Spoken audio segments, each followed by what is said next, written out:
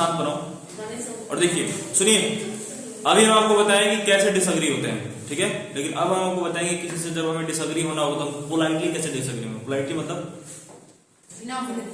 विनम्र तरीके से, मतलब थोड़ा सा मतलब उनको गुस्सा ना आए, नम्रता दिखाते हो, ठीक है ना।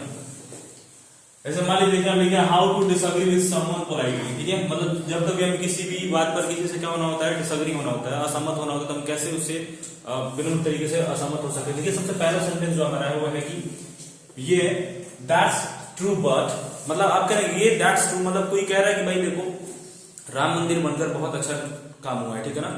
तो जब वहां पे आपको डिसएग्रीमेंट दिखाना है पोलाइटली, तब आप बोल सकते हो यस या ये दैट्स ट्रू बट,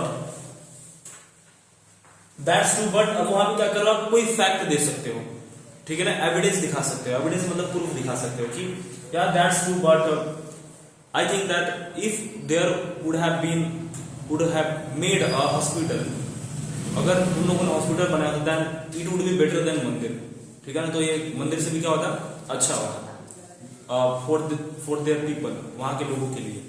इससे आप डिसएग्रीमेंट दिखा रहे हो। फिर अगर दूसरा जो सेंटेंस आप यूज करके डिसएग्रीमेंट दिखा सकते हो वो क्या है कि I am afraid to disagree with you but, आप ऑफरेड मतलब क्या होता है, मतलब आप कह रहे हो मुझे आपसे घबराहट, मुझे आपसे असहमत होकर थोड़ा सा घबराहट फील हो रहा है, लेकिन मैं इसको कुछ और कहना चाहूंगा, ठीक है ना। I would like to say something on this matter, ठीक है। अब जो तीसरा वर्ड है जिसे हम डिसएग्रीमेंट दिखा सकते हैं वो क्या है कि I see what you mean but. देखिए I see what you mean का मतलब क्या होता है, मैं समझ रहा हूं कि आपके कहने का क्या मतलब है। आई सी व्हाट यू मीन, मैं समझ रहा हूं या मैं समझ रही हूं कि आपके कहने का क्या मतलब है, बट कह रहे हो कि मैं समझ रहा हूं कि आप कह रहे हो राम मंदिर बनकर बहुत अच्छा काम हुआ, लेकिन मुझे लगता है कि वहां पर राम मंदिर ना बनकर वहां पे स्कूल खुलना चाहिए था, हॉस्पिटल्स खुलना चाहिए था, मेडिकल्स खुलना चाहिए था, वहां के लोगों के लिए क्या होता बहुत ही अच्छा काम होता, ठीक है। तो आप वहां पर क्या करो डिसएग्रीमेंट दिखा रहे हो, समझ में आ रहा है। तो इन तीन वर्ड्स को यूज करके आप डिसएग्रीमेंट दिखा सकते हो। अब देखो यहाँ पे क्या लिखे हैं, स्ट्रॉन्ग डिसएग्रीमेंट। स्ट्रॉन्ग मतलब बहुत ही मजबूती वाला डिसएग्रीमेंट, ठीक है ना, मतलब गुस्सा में, हाँ बिल्कुल गुस्से वाला ही। जैसे मान लीजिए कि अब कोई आपको बार बार इरिटेट कर रहा है, परेशान कर रहा है, ठीक है ना, और आप चाहते हो कि आपको परेशान इरिटेट ना कर, तो आप बोल सकते हो, या अगर मान लीजिए कोई आपको कह रहा है कि चलो बाहर घूमने चलते हैं, ठीक है, क्लास में पढ़ रहे हो, चलो बाहर चलो, और कोई आपको बार बार परेशान कर रहा है, यस, कोई आपको बार बार परेशान कर, तो आप बोल सकते हो नो नो वे, मतलब कि नहीं मैं बिल्कुल बाहर नहीं जाऊंगा। आप वहां बोल सकते हो नो नेवर, ठीक है। अगर कोई आपको कह रहा है क्या तुम कहीं घूमने चलोगे, सुनो क्या तुम कहीं घूमने चलोगे, मान लो आपको एग्जामिनेशन की तैयारी करनी है, ठीक है, और आपको घूमने जाएंगे मन, तो आप बोल सकते हो नो नेवर, मतलब नहीं मैं कभी नहीं जाऊंगा, ठीक है। फिर अगला है नो नॉट एट ऑल। अगर किसी बात पर आपको बिल्कुल भी सहमति नहीं दिखा तो आप बोल सकते हो नो नॉट एट ऑल, मतलब किसी भी कीमत पर नहीं। नॉट एट ऑल का मतलब क्या होता है, किसी भी कीमत पर, ठीक है ना।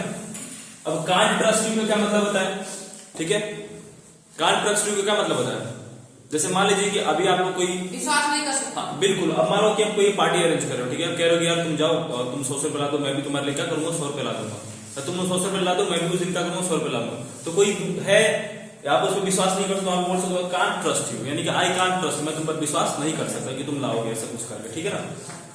फिर अगले लिखते हैं can't believe on you. Can't believe you का मतलब ये भी होता है कि मैं विश्वास नहीं कर सकता हूँ। अब देखिए अगला जो हमारा लिखे हैं वो भी हमारा स्ट्रॉन्ग वाला है, दैट्स नॉट इंटायरली ट्रू।